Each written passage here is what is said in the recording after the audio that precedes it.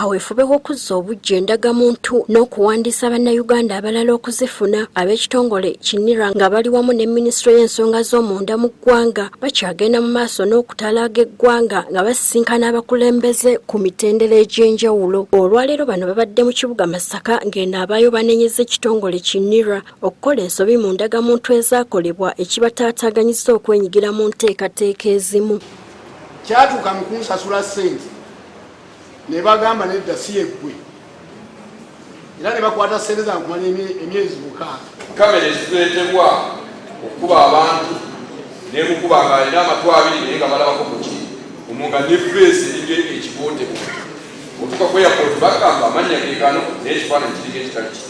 Wano Minisita omubeezi ow'ensonga z'omunda mu ggwanga Gen. David Muhoozi wasinzidde n'alabula bannayuganda obuteetantala kuwaayo ebibakwatako eby'obulimba. Omuntu yenna n'alika n'afuna ID n'azuulibwa ajja kuvunaanibwa ng'amateeka ne ID yakuba cancelled era ajja kubonerezebwa ate sinakindi.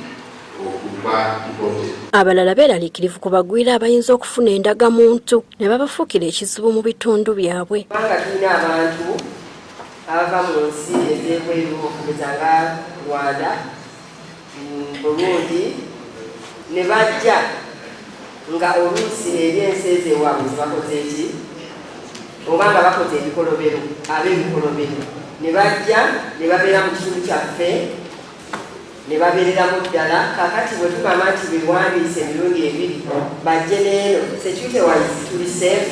Tubaddize baffe abaagala ennyo batandike okukebera abantu abeesozeka mu ggwanga lyaffe ng'okuwandiika bannansi tekunnatuuka babazeeyo bukyali mu nsi zaabwe okutuusa nga ffe tumaze okwewandiisa.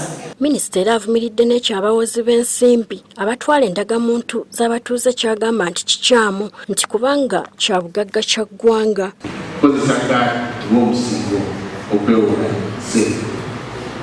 Bwennanyini kkaadi okukola ensobi n'oli azikkiriza ng'omusingo abakoze ensobi era ng'okwatika ojja kuvunaanibwa. Rosemary Kisembo akulira ekitongole ki NIRA agamba nti enteekateeka eno esembezeddwa ku miruka okusobola okugonza mu mpeereza eri bannayuganda okusingira ddala abo abateesobola ng'abaliko obulemu.